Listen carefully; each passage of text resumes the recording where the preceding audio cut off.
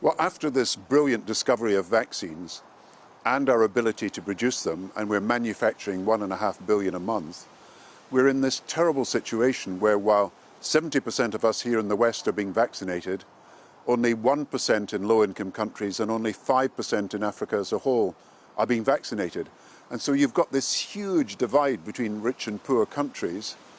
And of course it hurts us all, because if the disease spreads in Africa, if you get new variants, as is possible, then these variants and mutations will spread into the West, and even the fully vaccinated here will be at risk. So you can't solve this problem without vaccinating the whole of the world, not half the world. If you get the airlift of vaccines that are urgently needed, what do you think should happen in the longer term, if you like, a more sustainable solution? Do you favour, for example, patent waivers by the pharmaceutical companies on vaccines? Yeah, I've been working with the African leaders. They now know that they can't rely, unfortunately, on an equal distribution of vaccines around the world. So they will be creating their own manufacturing capacity, but that will take time. So they will need transfers of technology. They will need licensing agreements with the pharmaceutical companies, and they will need patent waivers so that they can get on with the business of vaccinating at a price that is affordable. And that will happen over time. I'm absolutely sure of that. And there'll be an African Medicines Agency, and Africa will have its own self-sustaining ways of building a health infrastructure that it hasn't done so far. But you cannot separate off what's happening now. Because if we don't get the vaccinations out now, then we will see, as the World Health Organization is saying, 200 million more cases in the next year. And if we don't vaccinate, and if we don't get the rest of the world vaccinated, as I keep saying, it will come back to haunt us. Do you see a problem in this, a global challenge on this scale, with the way that democracy delivers outcomes in the developed world, in Western countries? Because every country tends to see the vaccination of its own people as its primary duty. It fears the consequences at the ballot box if it doesn't, even if that's now a matter of giving people their third dose. Well, there's no doubt nationalism is the predominant ideology of the age. It's not really neoliberalism now or some economic philosophy.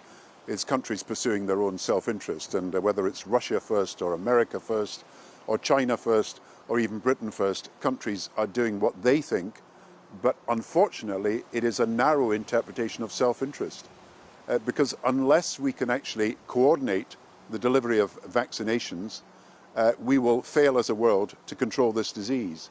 And when you actually look at what is happening, there are unused vaccines in one half of the world and people desperate to get them in another half, and we're not linking the two together. And that's a failure of political will and coordination.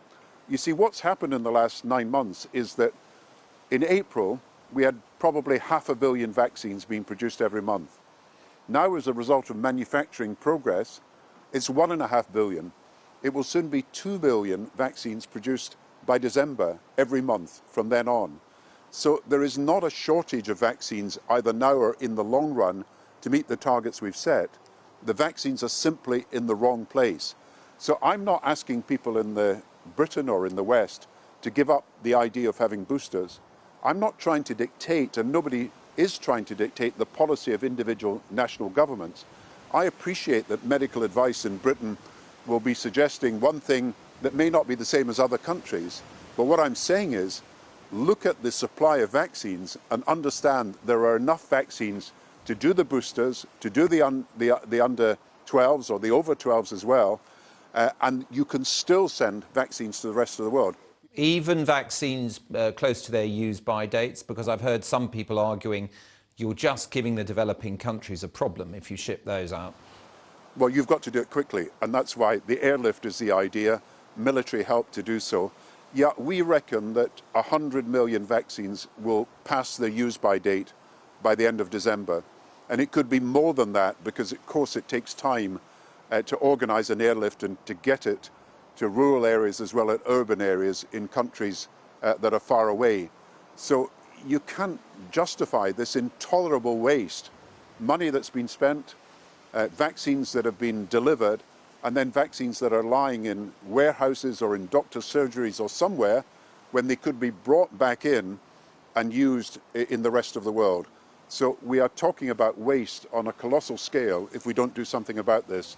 And that's why I've been suggesting that, look, Canada, America, Britain, the European Union, military help could actually deliver these vaccines very quickly to countries who need them. Gordon Brown, thank you very much.